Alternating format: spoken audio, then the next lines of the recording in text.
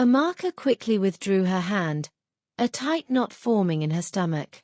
"Sir, I think we should focus on the work," she said calmly, trying to mask her discomfort. Pastor John leaned back, his expression unreadable. "Of course," he said with a smile that didn't quite reach his eyes. "We'll talk later." Amaka stood up and left the office, her mind racing. Something didn't feel right. The way he looked at her, the way he spoke, it wasn't just friendly. It was something else.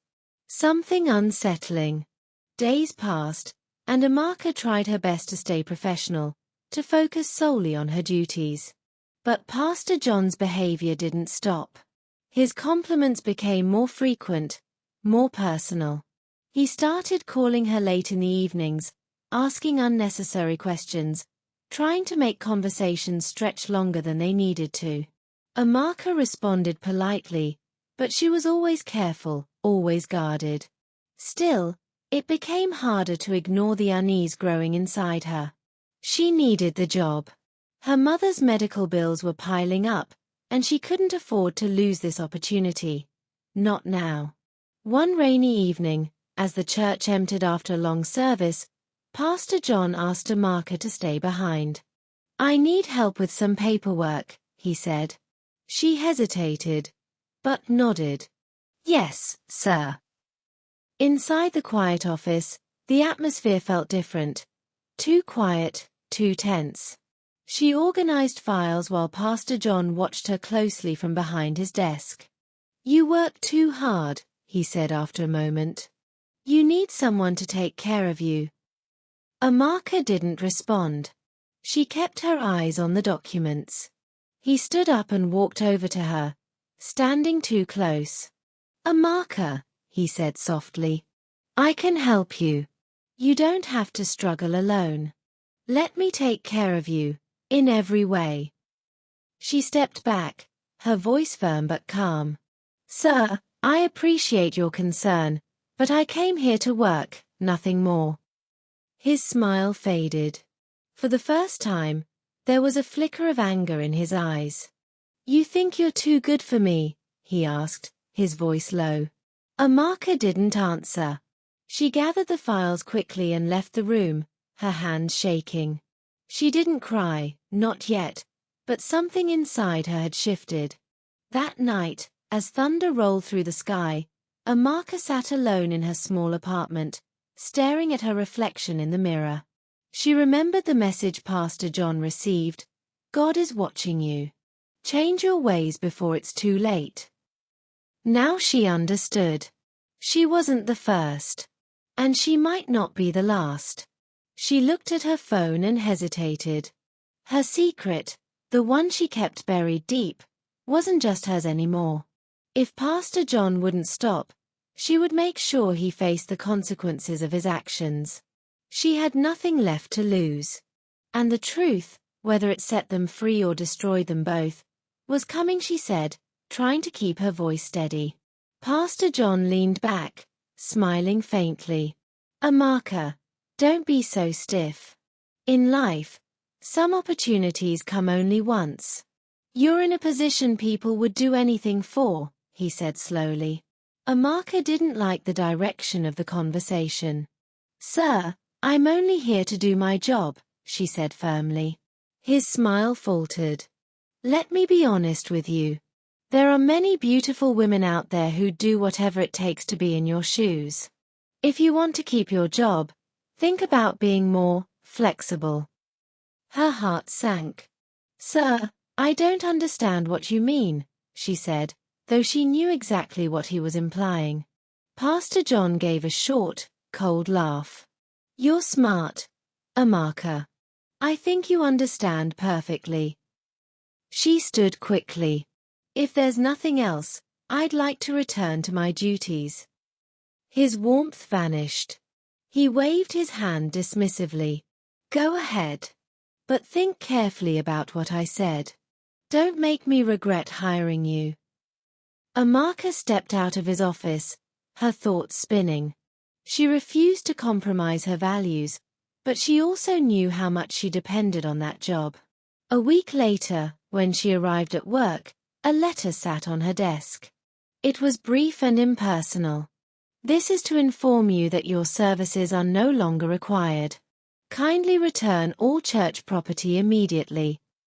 Her hands trembled as she read the words. She went straight to Pastor John's office, but the guard at the door stopped her. "He's busy," the guard said curtly. Amaka walked away with her belongings packed in a small box. Her eyes welled with tears as she moved down the road, thinking about her sick mother and how they would survive without her income. For weeks, she searched tirelessly for another job, but nothing came through. With rent piling up and medical bills increasing, despair crept in.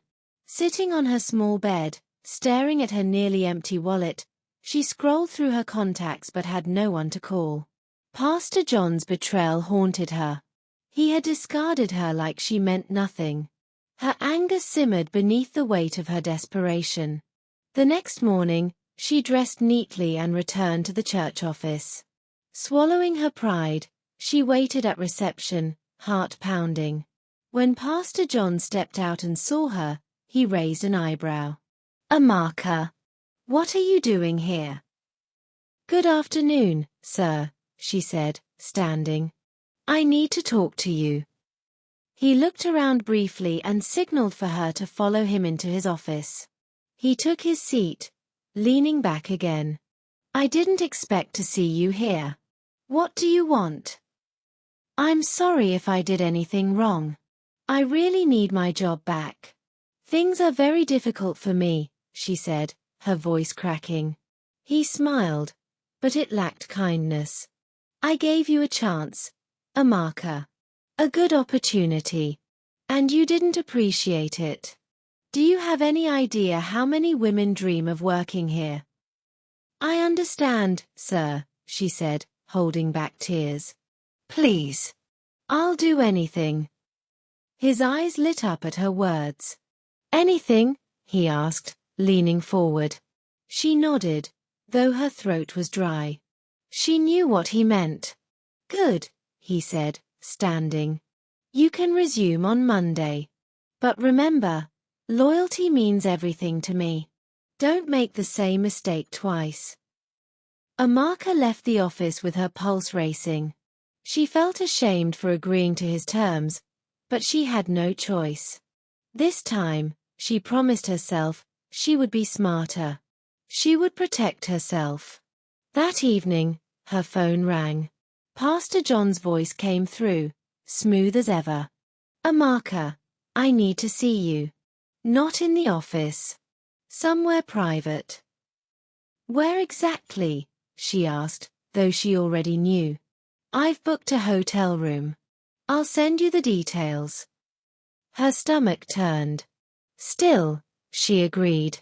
She had a plan now. The first meeting was uncomfortable. She sat at the edge of the hotel bed, watching him take off his tie. "You seem tense," he said, sitting beside her. "I'm fine, sir," she replied, forcing a smile.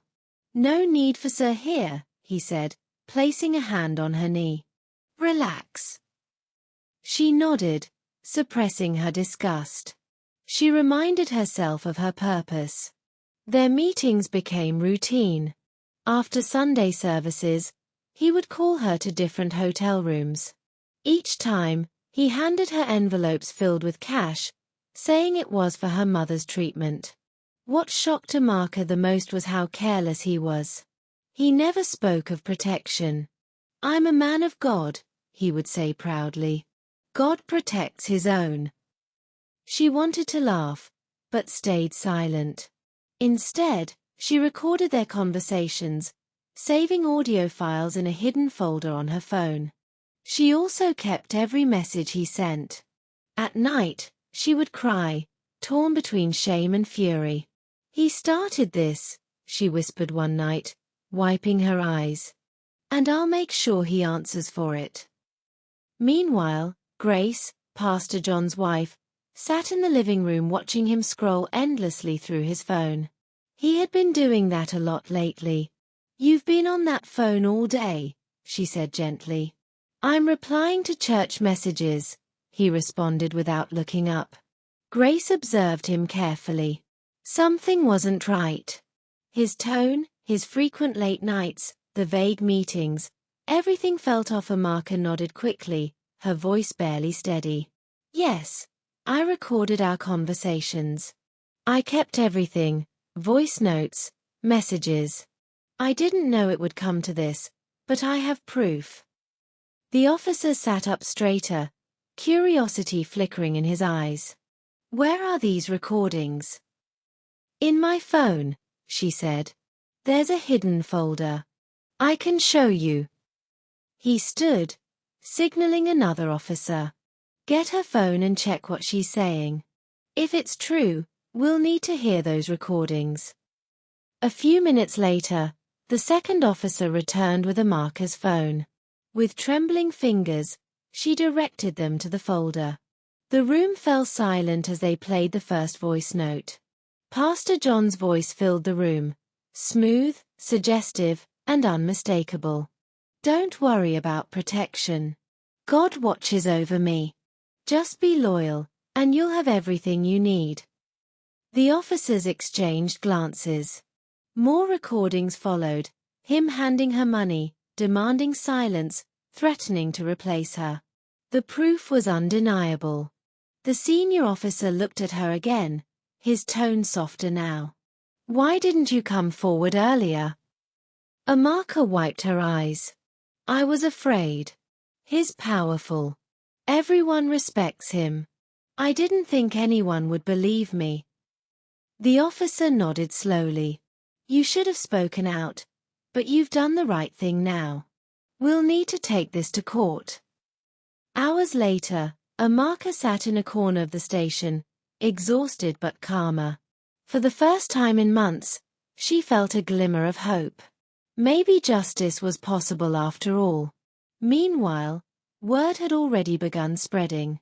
The church community, once blind to Pastor John's flaws, was now buzzing with shock and confusion. Grace, sitting alone in her living room, watched the news in silence. Footage of Pastor John being summoned for questioning played on the screen. She had never imagined things would spiral like this, but deep down, she felt vindicated. Pastor John was summoned for interrogation. He arrived at the station trying to keep up his confident facade, but the officers were ready for him. When they played his own recordings back to him, his face fell. All attempts to deny the affair or his negligence crumbled. Pastor John, the officer said firmly, you are being investigated for abuse of authority, harassment, and knowingly engaging in unprotected relations without concern for the health of another. His voice failed him.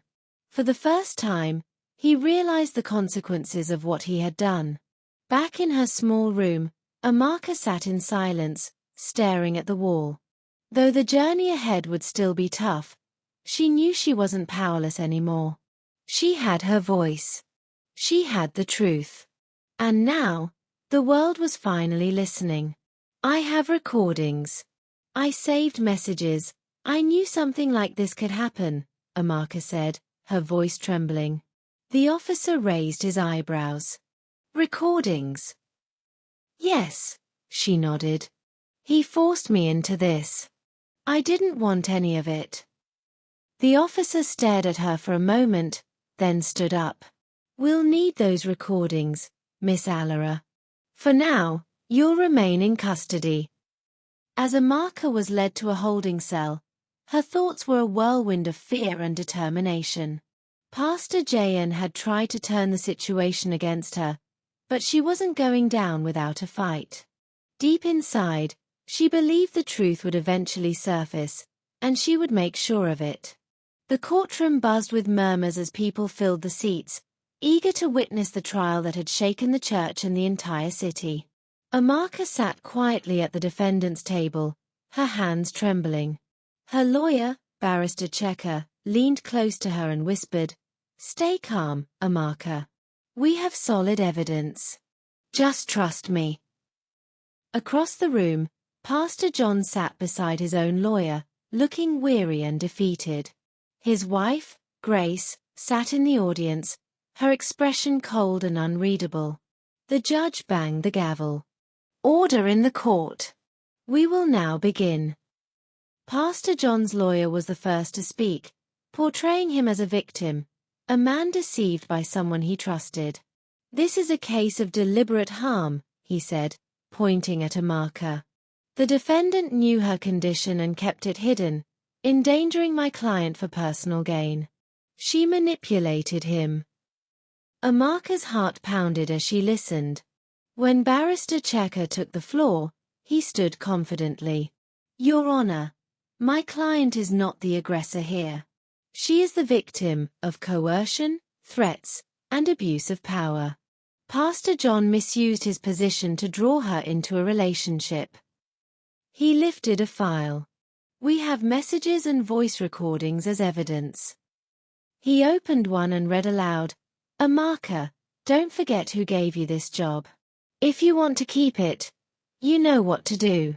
Many girls would love to take your place. Gasps rippled through the room. Barrister Checker continued, this is only one example of how Pastor John exploited his authority. Next, he called a private investigator to the stand. The investigator testified that he had followed Pastor John and Amarka to several hotels and captured photographic evidence. Did my client initiate these meetings? Barrister Checker asked. No, the investigator replied. Pastor John arranged and paid for all of them. The judge took careful notes. Then came the moment that silenced the room. Barrister Checker called a young woman named Na to testify. Nervous but resolute, she shared her story. Pastor John promised me a scholarship if I helped with church activities. But later, he started asking for things I didn't want to give. I was scared. More women followed. Each one described similar encounters, detailing how Pastor John had manipulated them using promises and fear. The courtroom listened in stunned silence as each story added weight to the accusations. When Pastor John was finally called to testify, he looked pale and shaken. His lawyer whispered to him, but he chose to speak. I am a man of God, he said, voice trembling. These women are lying to destroy me. Barrister Checker didn't hold back. If you are a man of God, Pastor John, why did you meet Amarka in hotel rooms? Why didn't you deny the accusations when they first arose? I was weak, Pastor John stammered. But I never meant to harm anyone. The judge called for a recess. Amarka remained seated, quiet, tears brimming in her eyes. Barrister Checker gently placed a hand on her shoulder. We've done well so far.